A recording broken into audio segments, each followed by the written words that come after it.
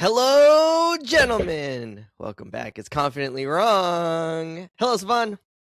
What's cracking with you? How you living? You know, we're just freezing down here in Texas. I know you're freezing up there in the north. Everybody's freezing except the West Coast. Brian, how you doing? I'm here. You made it. That's all I can say. I am here. All right. Well, present and accounted for. Damn Southerners, it's cold. It was very cold. It's cold today. It's low 30s, I think. We're excited for this show. Marvel dropped a low 30s. Anyway, we're not talking about the weather on this podcast. We're in a very cool show. We get to talk about Wonderman in this pod. It's going to be structured kind of like normal. We'll talk like real first, non-spoilers, what's it about, all that good stuff, and then we'll get into some spoilers into our first initial impressions. But because Marvel dropped all 8 episodes on us at once, like good old-fashioned Netflix, we actually will talk about some of the stuff that happens in the second half of the show as well, and then we'll get into it. So that's Marvel's black superhero strategy. Yeah, just to drop it and not market it, and Savon has been keyed in on this pattern here for a while. Right, so say it with my face. I didn't even have to say silently, just cosign. You've been saying this for a while. Right, because I'm right. They don't care. They spoil Captain America, and then the last 3 black shows they released all the episodes with minimal. That's not a conspiracy. That's just what happened. Minimal fanfare. It's not making shit up. Doesn't even on Disney Plus. It's not even the title, the first title that you see. It's still Percy Jackson or something. I think when you log in initially. I heard at one of the Disney places. I don't know. I have to verify it. I heard they don't got the Sam Wilson Captain America at the meet and greet stuff no more. Oh, really? This really is Trump's America. Well, I sent you guys that picture over the summer. We went to Disneyland and I got to take a picture with Sam Wilson, Captain America. So she was so hopefully he's still there. That would be limited edition, my friend. Limited right? edition. Actually about to be like a picture with Muhammad Ali. Just man. Shout out, some real vintage shit. New edition. Also, I got to show you guys. My daughters, Eliza and Kaya, decided they were going to paint my nails, and it was a real disaster if you were judging it from like a manicurist, perspective, because the paint is all uneven and it was all over my fingers. Did you go school? Did I go? These are all the criticisms that Wes lodges at his children. But it was a lot of fun. Play with him. Well, no, but it was not good enough. I'm getting there. I'm getting there. Yeah, I mean, they're getting a tip. Yeah, right. They're babies. What did you? I didn't expect anything better, but they had fun. So fun. We'll continue this tradition, I think. The boy said, "I didn't expect better." This man Wes is great. Just a robot with children. They could barely marker and paint. Like, I mean, of course. This man Wes just shitting on his kids all on his podcast. This is I want to make a racist joke about nail salons, but you made it by implying it. You've already made it. Just imagine the racist joke, friends. I know. Also, they're not even. Never mind. All right. So we're in Wonderman, which I think it kind of probably Wonderman is not a well-known character for most folks, even if you're into the nerd world. I had never heard of him before they announced this show. Savon, can you just give us an idea of maybe who he is in the comics a little bit, and then what this particular Wonderman version is kind of about for the people who don't know? Yeah, to be honest, to your point, like Wonderman's kind of like a low-key character. It's not like he's got a bunch of fanfare in games and movies and shows. Like, I don't really know that much about him. I know he was like one of the West Coast Avengers, which is, just the Avengers, but in LA instead of New York. And I know, right? And I know he has like, there's some G's, but it's like, it's just one of those. His backstory, and I know he started out as kind of like a soft villain because most of the heroes end up being villains at first, yada yada. Then he kind of has your generic just energy projection, flight, superpower, like a very, if I'm gonna be honest, not very imaginative moveset. So I didn't really have a lot or know much about the character beyond that Avenger kind of generic power set, whatever. But I know that this version in the show is definitely a lot different than the versions you got in the past, where he's just like I know for certain in the comics he's not a struggling Haitian actor trying to get by with powers that, at least from where I am at in the show, don't really understand the origin of. So, I could be wrong in some elements, but I think this version of Wonderman seems pretty pretty decently divorced from the version that we see in comics, outside of apparently the comics version has an acting career too, but I don't know. But also I need to finish the show, so maybe as you go through the show there'll be more alignment between this version and the comic version. But like, nobody knows a lot about no effing Wonder Man, bro. It's just be keep it a bean with you. Okay, small. So he's a pretty small time character. It's not even like he's in video games. Some characters appear in niche video games and stuff, and they have like, he doesn't even have like he appeared in an arcade game. It's like, if you're a Wonder Man fan, I don't know what to tell you, man. You on some shit. And we brought up the fact that Marvel wasn't pushing this show, not because he's black, but just, coincidentally, right? No, it's just a coincidence. You have a black actor, but in the comics, he's not a black character, and being Haitian isn't part of his identity, which does seem to play a little bit of a role here. It gives kind of depth to his character within the show. And then, do you guys know how to say this actor's name? I actually don't know how to say his name. Yahya Abdul-Mateen. So that was plus. Excellent. Nice job. Someone did his homework. I don't think I've ever seen him in anything before. He was in Aquaman. Dude, he's Dr. Manhattan in The Watchmen. He was in the TV show, right? And he won an Emmy for it. In the HBO series? Yes. Yeah. And he was Black Manta in Aquaman. Exactly. Okay. So apparently I've seen him before then. And he was in Black Mirror. He wasn't really interested in taking on another superhero project, from what I understand, until they approached him with Wonder Man. And the conceit of Wonder Man is actually that during the filming of Shang-Chi, when they brought back Trevor Slattery, who is played by Ben Kingsley, who first appeared as the Mandarin, turned out to be like some washed-up actor playing the Mandarin. Coked up, right? He shows up in Shang-Chi. Why is he in Shang-Chi? I don't even remember why he's in that movie. But anyway, the director and Ben Kingsley were joking that they should just do an entire show about Trevor Slattery being an actor in Hollywood. And they even like mocked up some like fake movie posters for it. And suddenly that joke kind of spiraled out into this Wonderman. It was a joke that turned into like, wait a second, this is kind of a good idea. This would kind of be interesting. Let's pair him with the other superhero actor person in Marvel, which is Wonder Man. And then they started figuring it out. And also part of the pitch was like, can we make this TV show unlike anything else in the MCU? Can it be the A24 show within the MCU? That's actually kind of like part of the pitch. And I think that's how they were able to get Yahya on board. But unfortunately, show got shelved once Disney ownership said that, hey, we got too many shows. We want to focus on quality over quantity. And apparently the show was done for a whole year or more before they decided to release it. Well, again, that tracks. That happened with Ironheart and some of the other shows too. Like, we know that they were done for a while. They were just sitting on the shelf waiting until they're ready to just drop them all.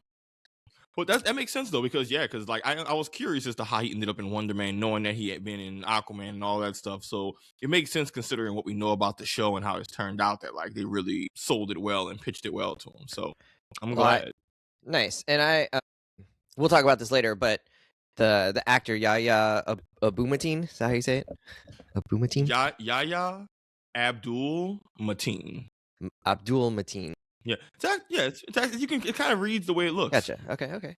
He phenomenal performance, I think, throughout this whole show. But we'll get into it. I've really enjoyed seeing him on screen, given that I didn't really recognize him from anything before.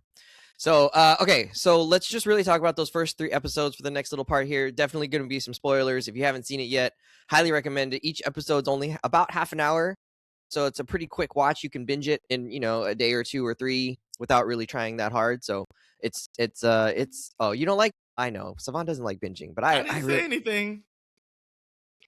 I think it's a super. I didn't say nothing. Y'all did this I think it's a super too. bingeable show, and I highly recommend you go watch it. However you like, but you can binge it, I think, and still get a lot out of this. All right, let's get into it. So first couple of episodes, how did you feel about the overall tone, vibe of the show? It's a little bit wacky, in certain parts. Did it feel to you like they really kind of threaded the needle of the serious, the funny, the little bit of a slapstick? Did that work for you? Mr. Brian, drinking from his sloth cup, Where are you at on that one? So this show is pretty unusual. Like I said, they were deliberately going against the grain of the MCU on this one. And so here we have down and out actor Simon Williams, played by Yahya, in Hollywood, struggling actor trying to land gigs, get roles, practice his craft. He's very serious about He landed acting. a gig. He got a gig. He starts off the show in a gig that he then gets fired from because he's too much of a serious neurotic actor. It's impressive how quickly self-sabotages. He really did. I was like, oh wow, this is like he's going out of his way to fumble the bag. Yeah. This is actually impressive, the degree to which he is screwing himself over. I'm just, oh man, this is great. Yeah, like, he is a character getting in his own way. He is Daniel Jones on the Giants, fumbling at the 1 yard line after sprinting for 50 in the open, and I'm like, dude, come on, you trip over your own feet. So that's sort of the setup, and then through curious circumstances, he meets Trevor Slattery, again played by Ben Kingsley, another struggling actor who has returned to Hollywood after his fallout from being the Mandarin, and they never mentioned Shang-Chi. I don't know what happened with that. But he got kidnapped in the movie. Remember the real Mandarin was mad about him for doing the thing, so he tried to have him killed. He ends up getting saved, but ends up having to take refuge in the Hidden City place after. And then I thought he was staying in the Hidden City at the end of Shang-Chi. What is he doing in Hollywood? He decided to get back into the game, you hear me? Plus the Mandarin wasn't out trying to kill him, so he said, all right, well, I guess I could. He's not like a prisoner no more. Because he really was just the Mandarin's prisoner. So like he really was just indefinitely locked up. So he said, all right, well, homeboy dead, my ops is gone. All right, shit, it's time for me to get back in the game. Most realistic response. Man's got to live his life. You can leave the game, but the game can't leave you. Hey, acting is a calling. Yeah. So they link up by happenstance in this show, and what's so interesting is that most of the show is about them being struggling actors together trying to land parts, and you're like, what is happening? Like, is this a Marvel show? And they're just like little hints here and there that Simon Williams has a secret, which of course is that he is a super powered individual, and so that creates one of the sources of conflict for him. Big source of conflict, as it pertains to his ability to do what he loves, which is act. And so from the jump, we have Simon Williams rehearsing, getting ready to do lines, to do his calling of acting. And, he's doing all the silly acting stuff. You're like shaking your face in front of the mirror and making weird noises. Yeah. Right. And all that kind of stuff. Jar Jar Binksing it up, man. Which apparently Jar Jar Binks was just getting prepared to do the scene. They started rolling too early. So from the jump, I am with Simon all the way. Like you just feel like, oh, this guy is so into his craft. It's so silly and fun, but serious at the same time. You can tell he cares about it. It means a lot to him. He's invested in it.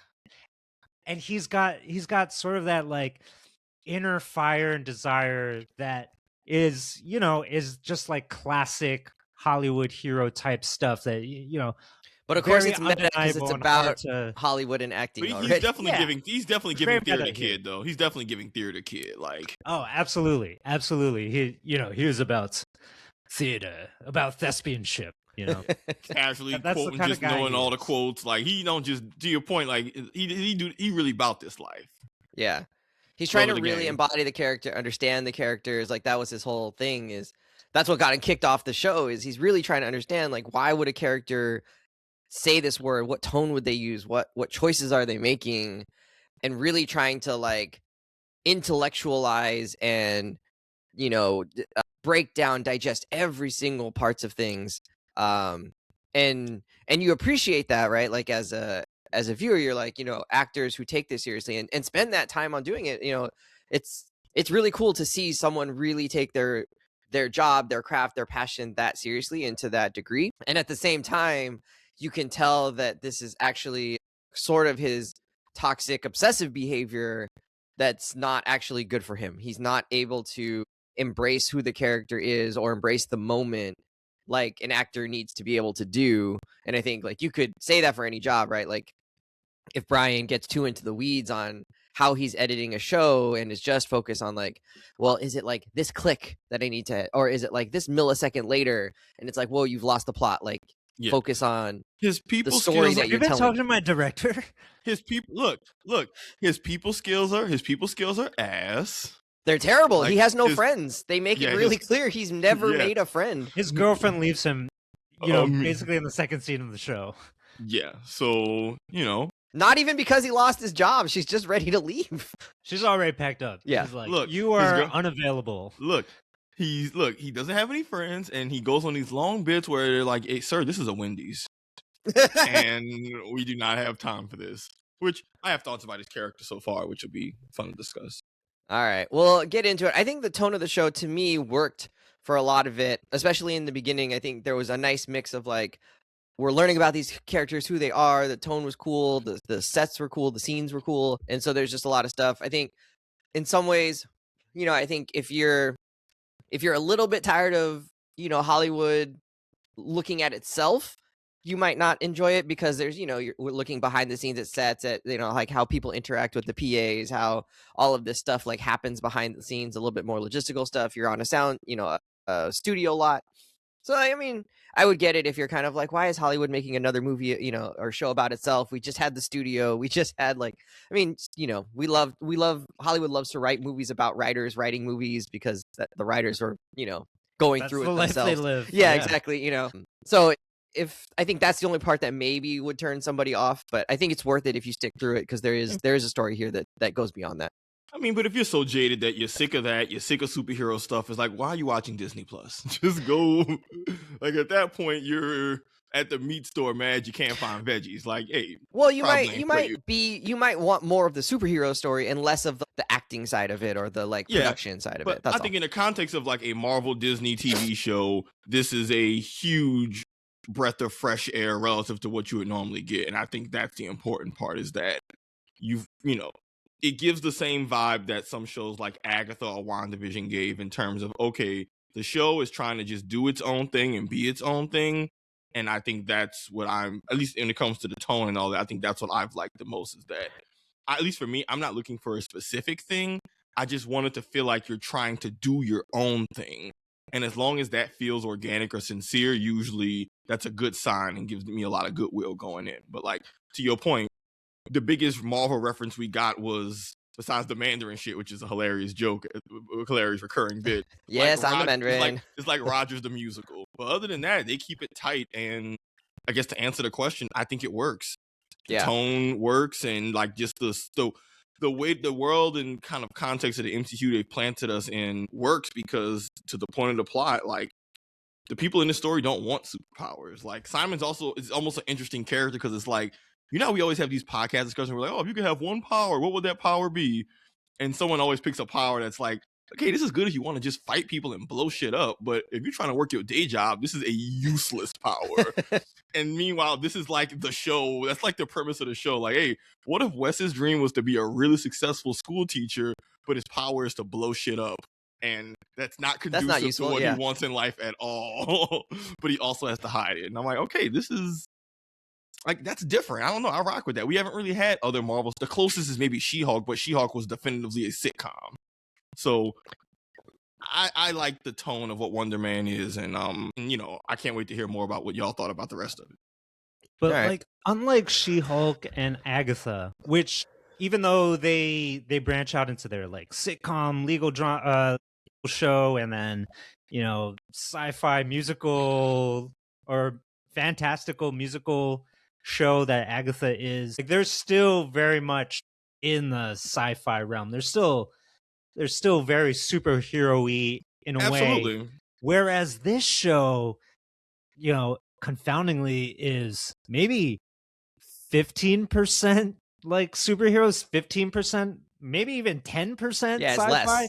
Yeah. And like 90%, 93% is just all like these two guys trying to get a role on a movie about a superhero.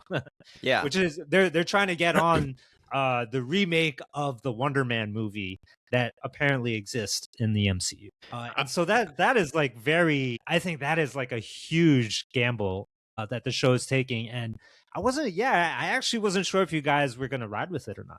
I've said before, my thing about comic stories is that what makes them good is when you can tell whatever kind of story you want to tell. It just happens to have superheroes and powered characters involved. And I've always found really good comics leaned into that.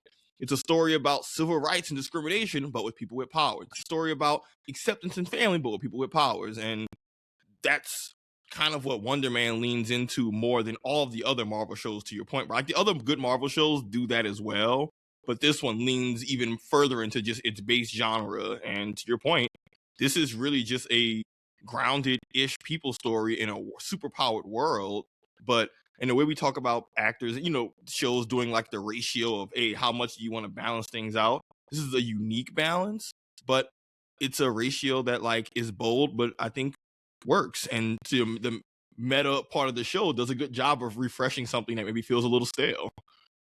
Which I know, again, the hyper meta element isn't lost on us, but like, I gotta give them props of like, hey, they're kind of doing it in a way that's unique but not self-indulgent, which is hard to do.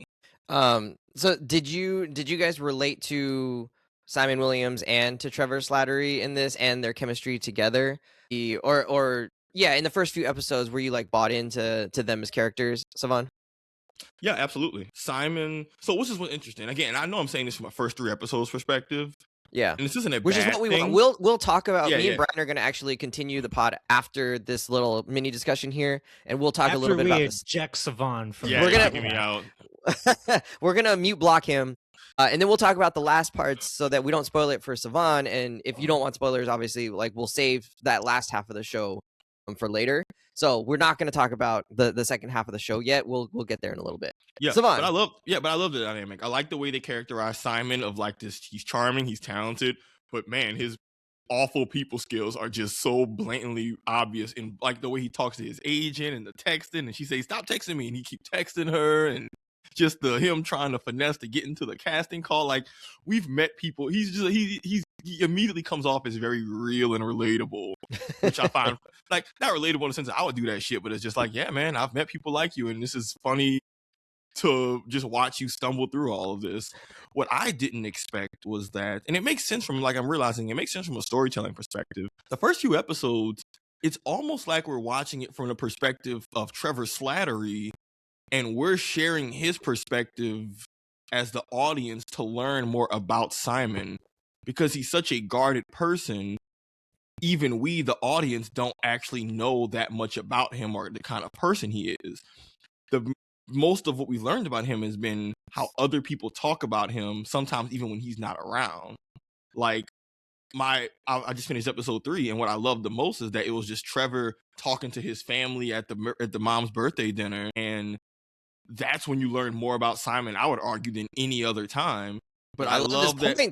But I love that we're actively doing it with Trevor at the same time. Like, we're like, oh, Trevor, because Trevor's already had his arc and his whole, like, yeah, he's a recurring character who's never been a lead, but like, he's had his arc of struggling actor, get your shit together, try to not be a complete total piece of garbage. And most of us know that about him. We know he's a little schleamy, but he's not a bad person.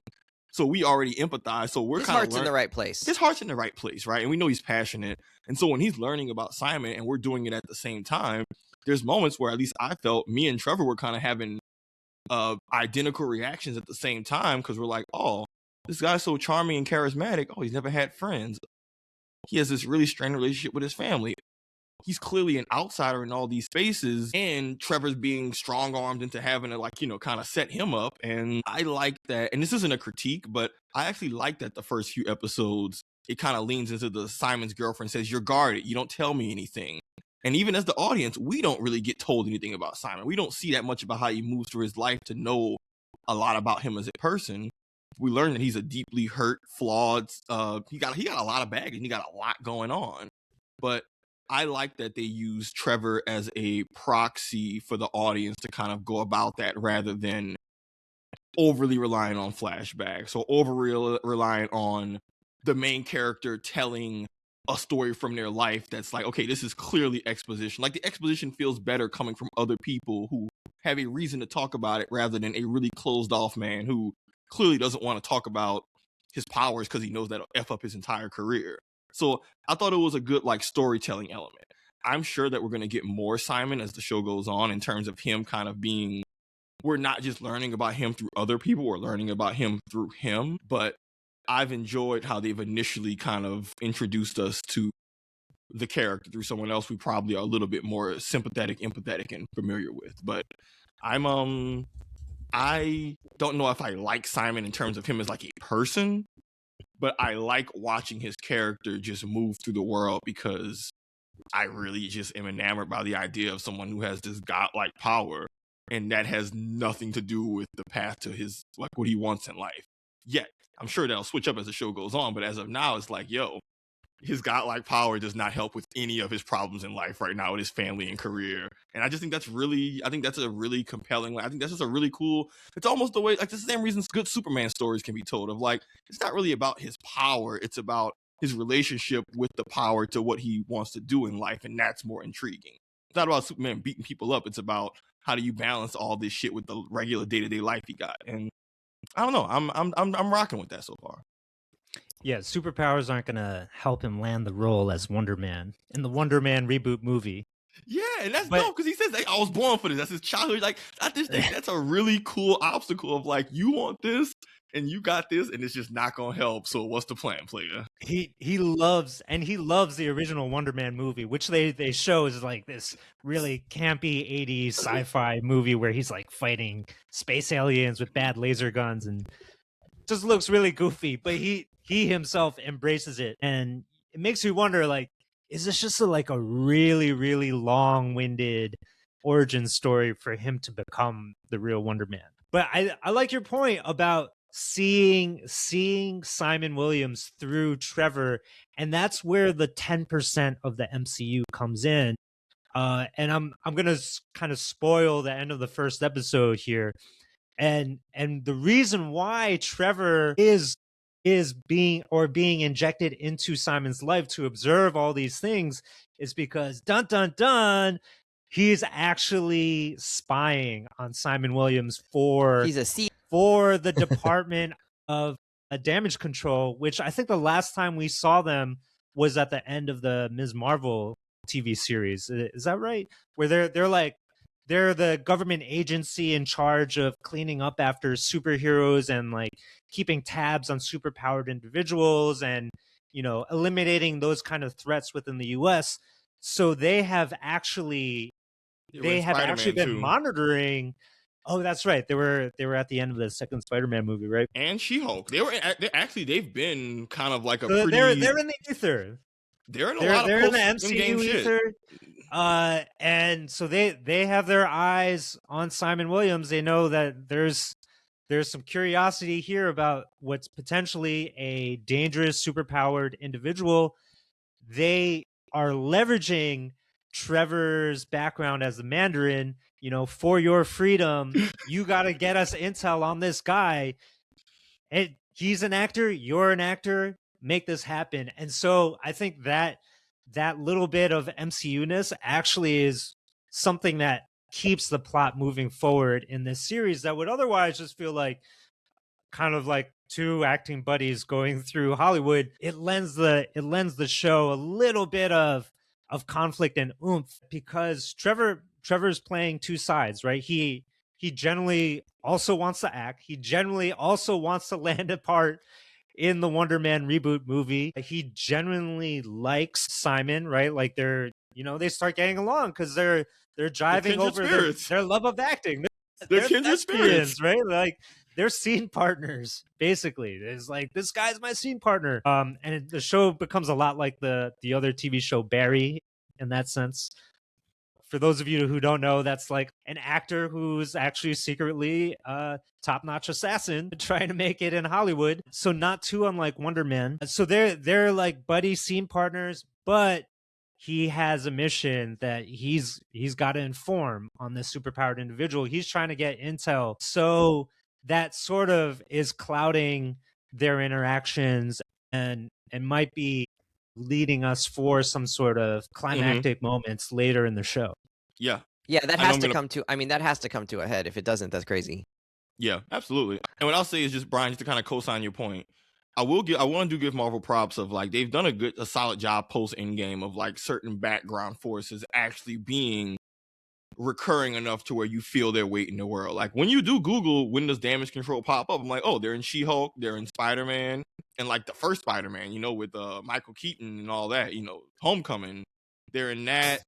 Because their whole point was that damage control is actually what spurred that whole plot of that movie. So like, Yep. I do want to give props where props is due of like, because they've built out damage control in the background of Ms. Marvel, She-Hulk, Spider-Man, all these shows, them appearing in Wonder Man is a lot more plausible and makes sense. And because of how they've characterized them through these other shows, the background conflict being government agencies have these superpowered prisons that they need to fill up, otherwise they lose all their funding. So now they're going to use it to like, you know, Sounds kind of familiar. monitor and F up citizens. I'm like, that's extremely realistic. So, but I guess to say like, but that only sticks, at least for me, because they built out damage control in the background. So we've already known that's the kind of time they be on. So I do want to, you know, give props where props is due of like, I think this is a better example of them taking advantage of their background long form storytelling to prop up a show that like otherwise you need to have a conflict that makes sense or makes people care. And this conflict not only makes sense and makes me care, but like it's enough stakes that doesn't feel like it's like it's BS. Simon has a dangerous power, and I could see the government just being like, and we are seeing it, the government being like, yeah, nah, none of that shit.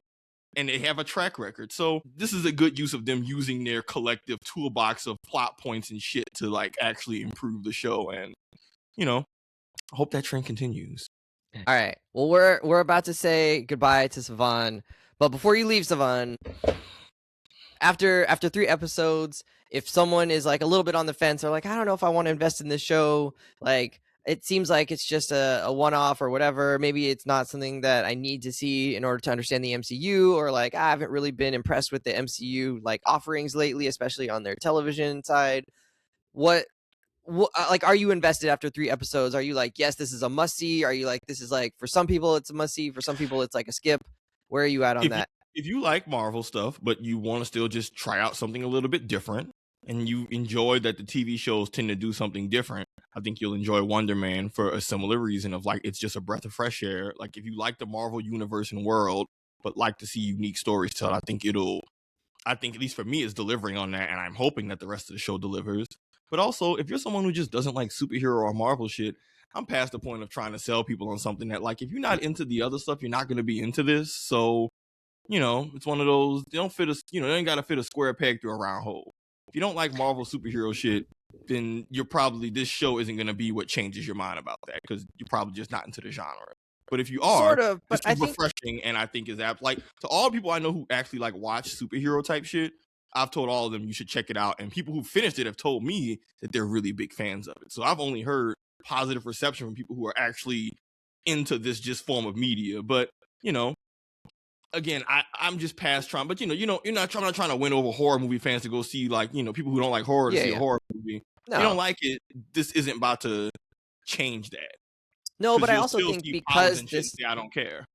I think because this isn't a show about like using your powers to fight crime or to like save the world, I think it actually has broader appeal where you don't actually have to love the superhero genre to enjoy this show. And I think what it does do, especially in the beginning, it's clear from the beginning that it's a well put together show. Like the episodes make sense, the story arc within each episode makes sense. The acting is really, really good especially from Yahya Abdul-Mateen.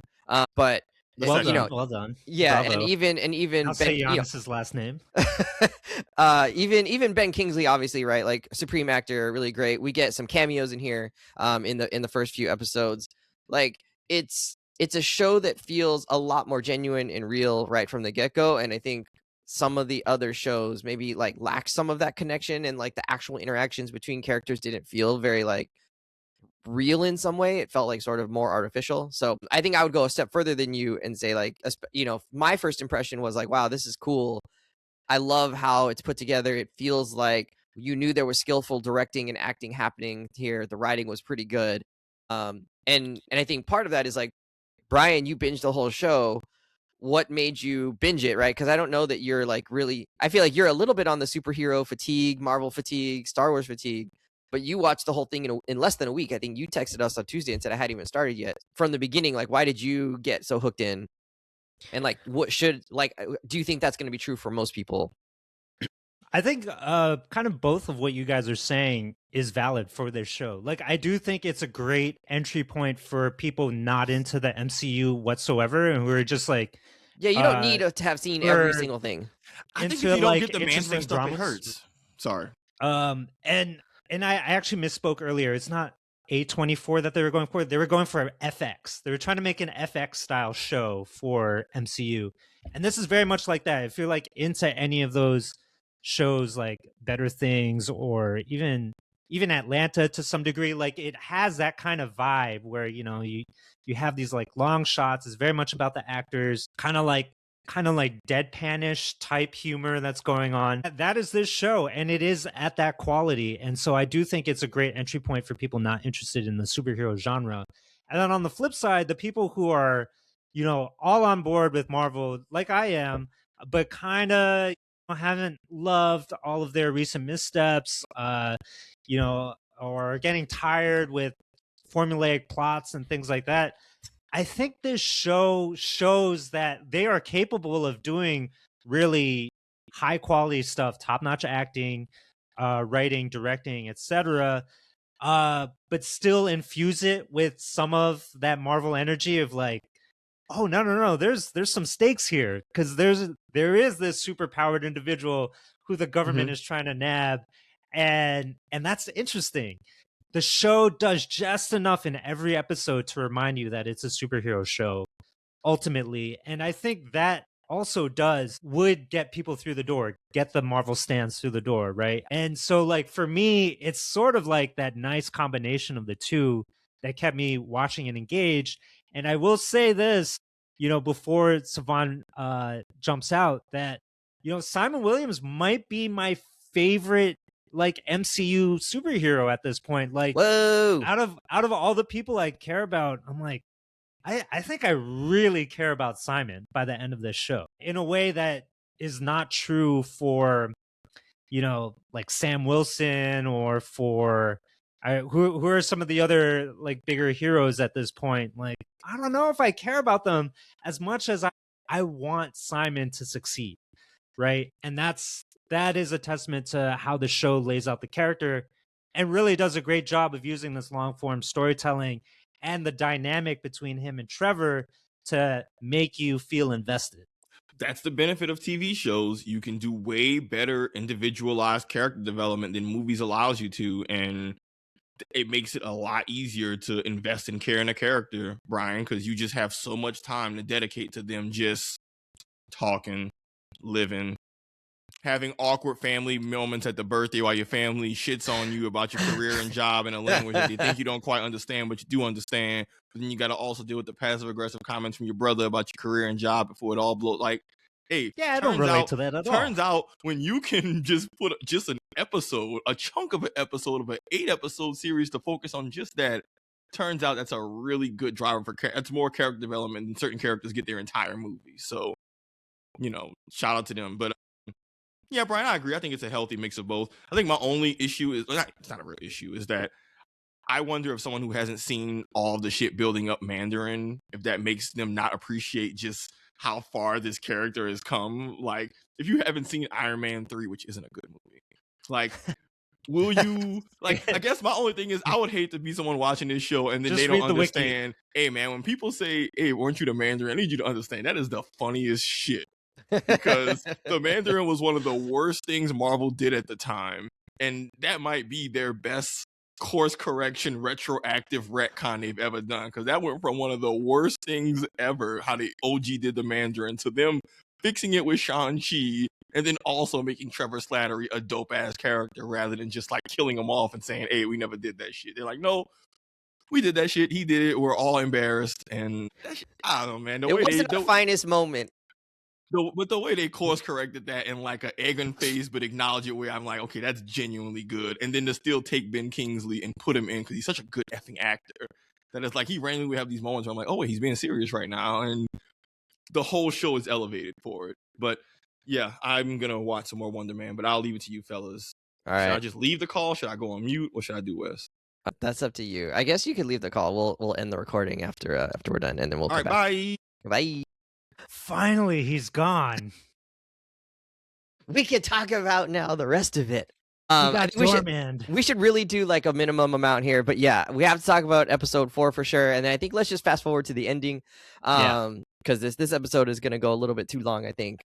So Doorman, episode 4. Spoilers for anybody who's watching. You absolutely need to watch Doorman before you listen to this part. So if you haven't seen it yet, please go watch it. At least that's that episode. It's almost a standalone episode, like almost. Brian, what did you think? They totally almost left the entire thing behind. We really don't get a Simon Williams, Trevor Slattery look at all in this until maybe the very, very end, I think. Trevor might not even be in that episode. It entirely focuses on this totally new character, and his little journey. We know a little bit about him because one of the episodes before dropped this idea that actors cannot be super powered, and you have to sign a waiver anytime you do an audition or whatever that says I don't have superpowers, yada yada yada, and attest to that.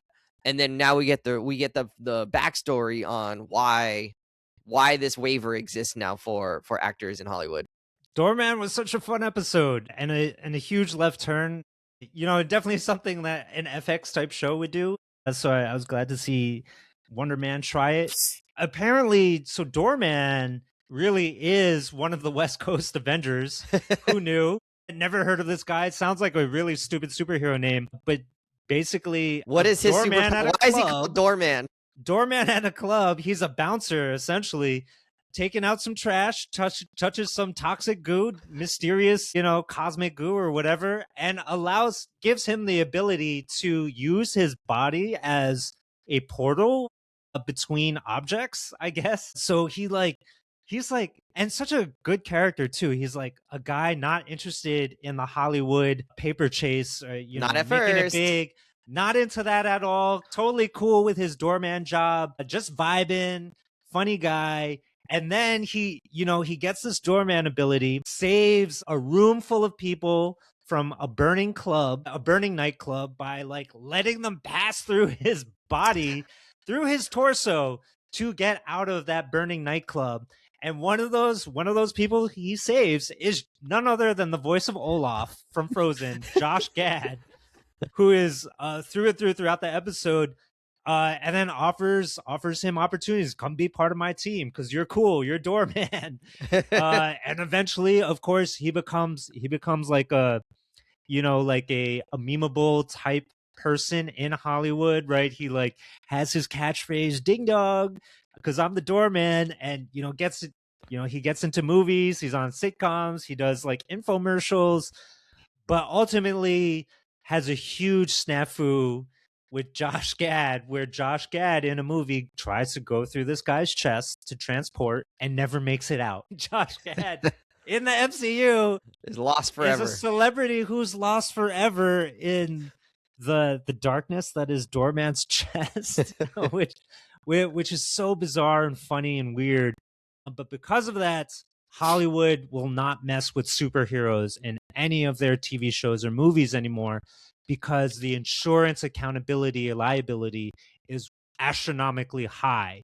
And it turns out that is the thing that Wonder Man, that Simon Williams is afraid of the most, because his superpowers might directly prevent him from getting his dream jobs. He knows if the secret is out, he will get blackballed from Hollywood forever and cannot live his acting dreams. And I think that is like such a weird, wacky twist of superhero myth making within the MCU's version of Hollywood. That is just like so funny to think about. And I love that that is the main conflict that really Simon is worried about. Like, he's not worried about bad guys, a supervillain. He's not worried about anybody in his life being threatened by his superpowers. He's worried about his career being torpedoed by his superpowers, right? And that's what forces him to be a closeted, superpowered individual, which, I think the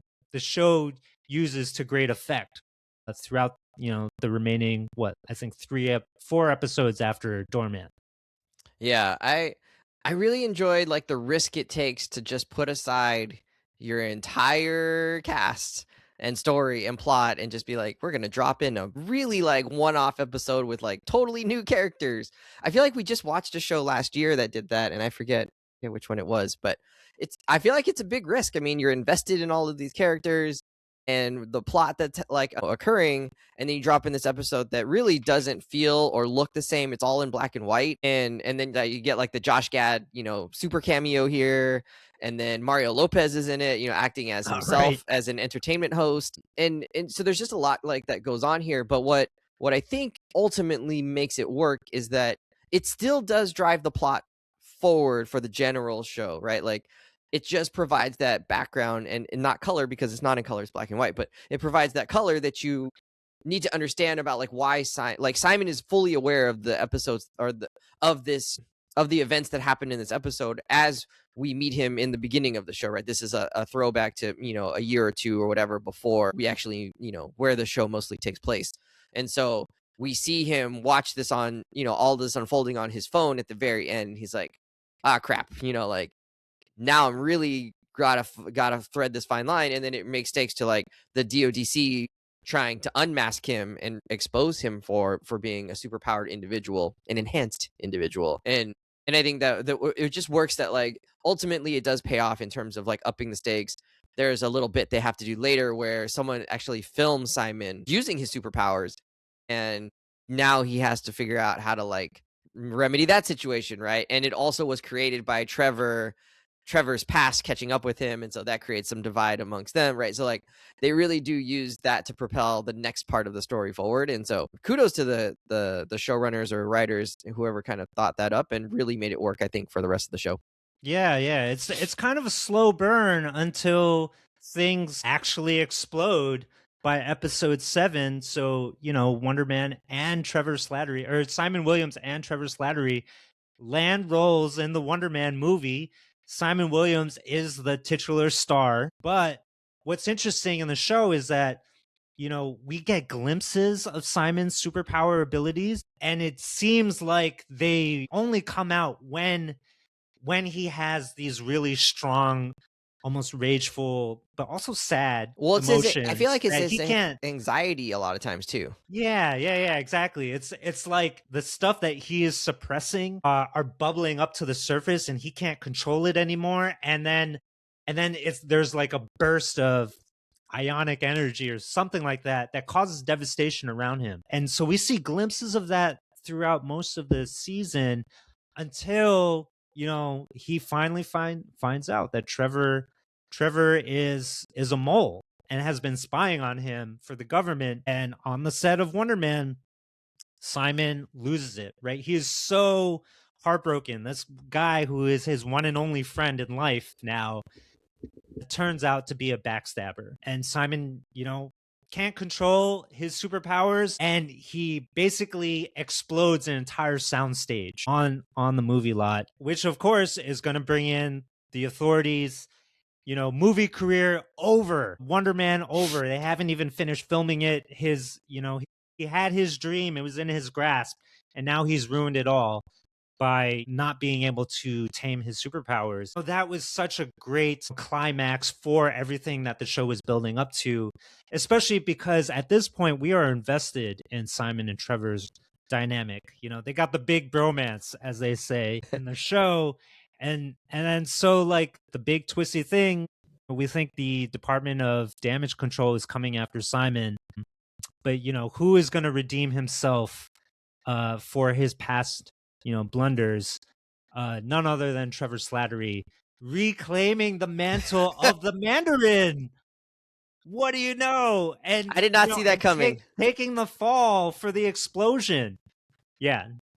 That was like the perfect twist. And my jaw didn't drop. It almost dropped. It was like very close. But it was like, oh no, like the show makes you love these guys together so much, right? Like more so than anything else, it's their dynamic. It's like these two really earnest characters who have had a lot of time to play back and forth with each other, show their acting chops through it all, and now it's got to blow up, right? It's got to blow up.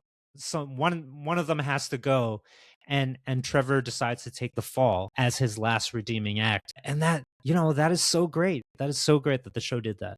I agree. It was a good moment, and it felt earned. It wasn't like why would he do that, or like why would he sacrifice for himself? Like you understand that like he felt so responsible and so tied to Simon, and like his earlier promise to DODC, he kept trying to find ways to like wiggle out of it a little bit, but they were just putting so much pressure on him, and so he did sort of give up enough information. The DODC also found out enough information, right, that they could kind of pin these things on Simon Williams and start to close in on him. And Trevor makes a really public statement that like DODC can't actually not do something about it, and he forces their hand to take him instead, which allows the Wonderman movie to continue. And just really like loved that like self-sacrifice that was there. And then of course like at the end, I mean, well, I did want to say like one thing is that like for Yahya's performance in this show, and it's gonna like get sort of like Russian nested doll here, he was such a superb actor that he could flip within microseconds, milliseconds, his performance from being mediocre and obviously like trying hard and still and not like comically bad. It's just like it didn't have the like feeling that you would want, I think, like a performance to have, to in the very next scene or cut or whatever, you could tell he could turn on his like sincerity and gravity and like, oh shit, I'm like invested in this. And it's just in front of a little background. It's not the real thing. It's like all his audition tapes, and like it feels like that would take a ton of skill to like tilt your performance to a little bit below what you're capable of without being so far that it's like, this is what? Like, why would it be that bad? And then to be able to like turn it on and show like, yo, I'm that dude in front of a camera. I know how to like get the viewer to like relate to me. I know how to make the tone, the sound, whatever. I don't know what acting is, but just the skill of like how he could do that was like really cool. And I know we've seen people do things like that before, but to be able to pull it off seems really, really incredible. And he did it multiple times. I don't know. It was really a showcase for his acting chops, right? Like it felt like to your point, he's meant to be like kind of a neurotic guy getting in his own way. So it is noticeable when he does some of his like acting moments where his character is acting kind of poorly because he's not being sincere yet. And then Trevor comes in and helps him tap into, his inner self, his authentic self. And then suddenly that switch flips and like, you're like, oh my God. Yeah. That was an amazing scene. Yeah. Especially when he's and having it's not even back and forth with Trevor. It's not with all the like fanfare of like a Hollywood set, right? Like they're showing you the behind the scenes look at what it looks like when he turns it on, and even that is he's just doing an audition tape, right? Yeah, even that. I mean, or like the workshop that they did with the act, like with the director. All this stuff was like not mind blowing to me, but it was just like so impressive. I was like, oh, props to this. Yeah. This dude, nuance on nuance on nuance. Yeah, right? And I love that. All those acting choices. All right. Can we talk about the end? Ending. Let's go. All right. I love how they did it. So good. They had, if you haven't seen it yet, Simon, starts following this guy and is like, yeah, I'm going to make my next movie about this, because he had just sort of turned down maybe doing some franchisey stuff. He was kind of like, let me do something a little bit off the wall. Wonderman movie, huge success. Yeah. And so everybody knows Simon Williams now. Now he wants to do his A24 movie, I guess, is what they imply. And so you see him out in the just kind of, regular redneck rural area, and he introduces himself to this guy in a bar and says, I want to follow you for my next movie. I'm just observing. I'm just a fly on the wall. Don't do anything different as much as you can. And acting research. Yeah, acting research. And you think like he's going to do some kind of like, thing where like this is the guy that he's gonna portray on screen. And I just love that like it turns out that it's not actually that. This is part of his plan to bust Trevor Slattery out of jail. Out of Supermax DODC prison. Yeah, the guy ends up being a guard, and he kind of befriends him, and then really uses him to get access into the prison, and then breaks out of there. And the last we see is the two of them busting out of this giant, massive prison that's underfilled apparently, and flying off into the sky. So I think it's been a few months. He's been able to like work on his powers, control them, and start to learn how to use them, because this is the biggest moment that we've seen him use his powers. Yeah, in the show, and deliberately so, right? Like, yeah, he's like way more in control. Prepared. Yeah. So and the first time that we see him fly, which I think is, at least in the comics, is one of his key qualities as Wonder Man. Is like he's a flying strong character. Okay, but basically all Superman. Throughout the show, we've only seen like these kind of just explosions, like, ionic blasts that emanate from his body or something. Yeah, and I like that, like, it opens. I feel like it was such a satisfying. It was, to me, a satisfying way to like land the show as like, we're gonna tie in the DODC stuff here, but we're still gonna like kind of wink and nod to like the beginning parts of the show, right? Like exploring the character. Trevor tells him you have to live. You have to like find the real parts of your characters, and so we think he's kind of fulfilling Trevor's wish to like. Well, because Trevor tells him, before he leaves, he's like, promise me that you're going to like live your life, right? Like do what you want to do and like live it fully. Live the dream, basically. Yeah. This is what I'm sacrificing myself for. And so we think he's doing that he's like embracing not all these big roles, but a small role, something that really he can sink his teeth into and something that's going to like enjoy him. And it turns out that actually what he wants to do is bust his friend out of jail and make sure that he's repaid for the sacrifice that he made for. Yeah. Simon is making a sacrifice in return. Yeah. And that pays off so well, because and that probably means his career is done, right? His career is done. He can't be an actor anymore. He is sacrificing his entire career, all the success that he's now had, right? He's got his pick of the litter for anything he wants to do as an actor after Wonder Man comes out. Which, as we know, is what he wants to do. He loves it. Yeah. They set up his backstory perfectly. Like his dad tells him as a child, like, you're meant for this, you have talent, and like he's so hyper focused on acting. But we also know that he's never had a friend before until Trevor comes around. And by the end of the show, by the end of the season or series, who knows, right? It might be the end of the series, that like these two guys actually really play well together, that they love each other, that they respect each other. They're great as actors together.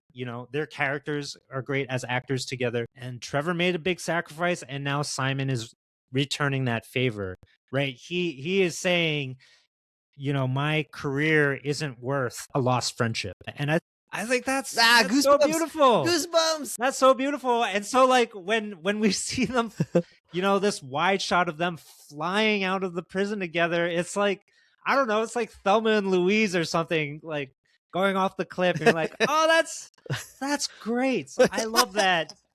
And then like reality sinks in, and it's like, oh man, I don't think Disney believes in this show. We might never see them again. How sad. But, and like I said, because of all this carefully crafted storytelling that went into developing the background of Simon and with Trevor, right, as part of that, I think I care about him I care about him more than most of the other superheroes in the MCU at this point. Of course, there's recency bias as well, but like, what a great character. What a great character. Yeah. I mean, I also think it's like, as much as, I just want to continue to go back to the idea that the actor that plays Wonder Man did such a phenomenal job that, and he had good writing, obviously, but I don't think it was just that. I think like he's such a presence on screen. He makes his vulnerability like so clear, and his weakness is so clear, and his journey so clear, and you just get so invested that I think you're right that like, and the format of the show allows us to explore that and live with him and sit with him and like see how he's like fumbling the bag so frequently, constantly, but also how hard he's trying to get there and improve himself and like get there, and like and finally being with Trevor Slattery allows him to open up in some ways. And then of course, the knife gets dug in. That you're there for the journey. You're like, I'm seeing this guy grow up before my eyes, and I want him to succeed, but like I can see where he still needs to grow, and what. Yeah, I mean, it just makes for a really cool character to like follow and want to know more about. Even at the end of episode 3, right? Like after they've just been at his mom's place and whatever, and they get the news that both Trevor and Simon are called back. They get a callback, right? Just a callback. They're not even getting the job, right? They just get a second audition for this movie, and how excited he is and also just relieved. I mean, I was so happy for Simon at that point. And that's only the end of episode 3. Is that where he also where Trevor destroys the recording? Yes. Trevor destroys the recording There's so device. much tension in that scene, because that Trevor is also undercover at this point and is seeing and has seen actual evidence of him being a superpowered individual. And you don't know what, and so Trevor is excited for his own self and for his friend, but he is also now worried, like, I'm going to have to turn my friend in. Like, this is going to go badly for me and for him. And this is not good. Like, this is such a bittersweet moment for him. Not a bittersweet. It's just, it comes with a lot of bad baggage behind like what's happening here. Yeah. Rock in a hard place. Yeah. It really enriches that scene so much. All right. Let's wrap up there a little bit. I don't want to make it seem like this show was a perfect show, that like everything they did worked entirely. Perfect. I don't think we have time to talk about the nits or the notes that we might give it, but I mean, just know that like it's not a 10 out of 10 show. It's not. I think, if I was like, well, is this as good as Andor or Pluribus? Like, it's not, but it's a really fun show, and I think what a nice breath of fresh air from Marvel to put something out that is like on all levels working, right? Character, actor, writing, story, all of it is working really well together. And it doesn't feel like, they're like trying to force this or force that or whatever. Like, all of it mostly seems to work together. And there's a few moments here and there, but I don't know. High five to them. Some things are too long. Some things are too long. Yeah, maybe, but like, maybe it could use more humor here and there. I'm still like 4.5 out of 5. I think, anyways. They might have gone with a different person than Josh Gad. That would have been nice. But Joe Pantoliano, that worked. Love that. I love that guy. And I love that Simon like gives him the business. Yeah, like, at the very You're end. not funny. Yeah, I'm an 8 out of 10 on this one. Not perfect, but a good watch. Solid watch. I was super excited to watch it, and it lived up to it. And I want to see the West Coast Avengers. Let's see Wonderman and Doorman team up together. Let's go. With the Mandarin. I don't know how that would work, but yeah, I would totally be down for more Wonder Man. And like I said, this kind of feels like a really long origin story for his character, and it's anyone's guess what would happen to Simon's character after now he's basically a fugitive from the law at this point. Oh, for sure. Yeah, he broke into a prison and broke somebody out. Yeah. For sure, you could go a lot of interesting ways. They just want to act, so maybe they have some underground theater performances. I don't know. I don't know what happens. That would be a wacky version. All right, let's wrap it up there, friends. Highly recommend you go watch the show if you haven't yet already.